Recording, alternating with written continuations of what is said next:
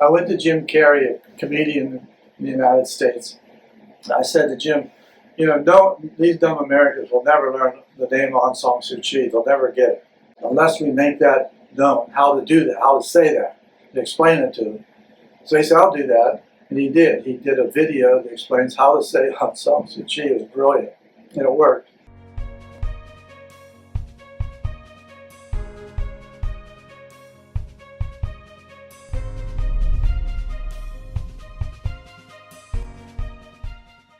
Hi, my name is Jack Healy. I'm the director of Human Rights Action Center. I'm a friend of nonviolence and the people who work here. They're longtime friends of mine. I love this organization and totally believe in it because of my experiences around the world. I guess I've seen it occur in many places, nonviolence. I think Archbishop Tutu in the Republic of South Africa used nonviolence because he's an Episcopal bishop and all. But I thought he had as much power, maybe more, in releasing Mandela than the ANC army. The fighters, they did, I feel that Tutu's intervention eventually as a bishop in South Africa really used nonviolence. He used his heart. I think to a great extent nonviolence is the dialogue of the heart. And I deeply believe that, if you look at this century and the last century, there are millions and millions of tortured people. There's many disappeared, millions. There's also how many women have been raped, children raped, how many people are in prison all over the world now. And so in a sense, we have to reevaluate our time and come back to the dialogue of the heart, which is compassion, love, and the ability to get along with one another. And we've got to fight into that somehow. And you can't fight in nonviolence, of course, but the fight is nevertheless as real as those who want to wage wars. We want to wage peace. So I think that's what Nonviolence Foundation is doing here, and I totally support it. I come from a family of people. My mom and dad came from the coal mining region of Scranton, Pennsylvania. We were deep coal sink workers. In my mom's career as a teacher, she taught for 6 years. She actually went to college in a coal field. It was very unusual in those days. She knew about the oppression against the Irish in the coal fields, especially those who were Celtic speakers, the ones who came from the west of Ireland, couldn't speak English. They were oppressed. And so that oppression always passed on to me by my mother. And I always felt that her warmth, compassion, as a mother, my father was killed when I was 2, so she had a big job raising 11 of us. I was the youngest. She just had a power that would transcend me, and I would listen to her. She was very quiet, but when she spoke, I listened. And to a great extent, she told me one day, Jackie, I didn't bring you on this earth to survive. And I said, Mom, when will I be a man? She said, Jackie, you learn to walk the highways and byways of life, and you learn to listen to the weeping and the wailing of the poor. Then and only then you'll be a man. Oh boy, I'm never going to ask her a question again. Nonviolence is important to me because as I look out into the world I know, traveled, seen all my jobs. I was a Peace Corps director in Africa, the Sutu. I traveled the world with the Amnesty International. Freedom from Hunger, we raised money for projects all over the world. And what I see is that governments are always torturing, killing, wiping people out, causing immense destruction. And sometimes they have state policies of rape, as it was in Burma, and a number of places in the world. And they mistreat stateless people all the time. So how do we as citizens of the world come together to bring about change that affects the lowliest in life, the poorest in life? How do we not keep running over them? That's how I approach it, because I come from a poor family in my time, not the others. My dad was killed when I was 2. But we were raised that way, and I know what it takes to protect a family. I think human rights is simply whatever a mother and dad wants for their child or their children. That's all. It's a bite to eat, a school to go to, a job when they get out. It's about it. That's really the essence of human rights, is the simple things that a mom and dad would want for any child. And so, as I fight for things in the world, I try to use not only the Gutenberg, the press, the facts, data, newspapers, but also I try to invent using the camera in a new way. I believe we've used the Gutenberg press too much. We should use the camera a heck of a lot more than we've ever had before. We've got to use this new technology and not be overwhelmed by governments. We have to face them and beat them at this game. The heart has to be explained. The dialogue of the heart has to be explained to the world's people in order to lower the pain level in the world. And that's what I want to do. And nonviolence does that automatically. Undermining human rights by arresting all the time, huge numbers of jails. The Chinese have 1 million Muslims in a jail up in northern China. All these governments of the world are moving to the right. And as they move to the right, they are moving to damage citizens more and more as it goes. So that with the powerful and the mighty, and I think to a great extent, nonviolence has to be with the poor and the weak, and really bring it up from the bottom, like in Sudan now. Presently, there's a wonderful rebellion by the citizens, ousting their government, demanding the military not take over as they usually do, and they're demanding to have a citizens' council. That's our future. That's what it should be all over the world. We should demand, a great sense of participation in government and embarrass those governments every time they abuse anybody.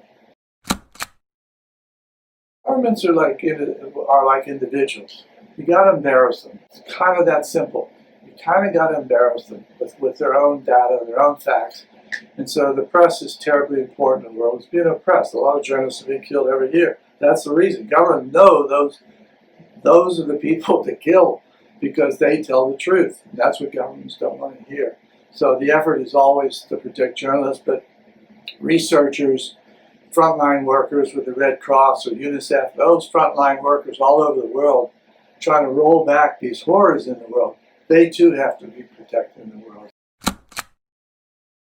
Well, when you do a campaign, like the Burma campaign, I decided, first of all, you have to know who's the good person, who's the bad person. So we named Aung San Suu Kyi as the good person and the general as the bad person. You got to establish the good and the bad, first of all. And then secondly, you got a whole series of problems, ethnic oppression against many of the ethnic people there. How do you explain that? How do you explain that they're out of schools? No one's in school these days. How do you go through the problems of Burma and explain it to the American people? And so what I did was take 36 artists from Hollywood, stars, celebrities, and they explained a different problem, every one of them. And we did it for 30 days, 36 days, and dropped a new video every day. So you could either watch one or all of them and get a sense of the totality of the problems in Lesotho. I went to Jim Carrey, a comedian in the United States. I said to Jim, these dumb Americans will never learn the name Aung San Suu Kyi. They'll never get it unless we make that known, how to do that, how to say that, and explain it to them. So he said, I'll do that. And he did. He did a video that explains how to say Aung San Suu Kyi. It was brilliant. And it worked. So got her name said. Then I went to an artist. His name's Shep Ferry. He did the Obama poster. I said, Shep, we have to create her as an icon. He did that, and he created a poster for us. So he had the image. Who's the bad and good? How do you say her name? How do you explain all the problems of Burma? We did do that. How do you get a picture that just goes around the world? Shep Ferry. Boom. So that's how I approached it. And we set up a lobbying effort called U.S. Campaign for Burma, and they were really good lobbyists. And so it was a good relationship between us and them, and nonviolence here. We all had a coalition that worked, and everybody was doing something different. I did kind of the visual part of it. Then I took all the footage to make a film. I'm no filmmaker. But all I did was put all the film that support Aung San Suu Kyi, artists, fashion people, everybody, just put it all together in one place. So you can actually go there and say, who supports Aung San Suu Kyi? You hand them a CD, and then know who supports it, one after another, as long as they want to look at it. That pretty well is the base of that campaign and its success in the United States. Well, Mubarak Gawad and Mike Beer have always been leaders in this field. And I meet with them regularly. I go over my plans with them. They give me inspiration. They sort of don't do that, do this.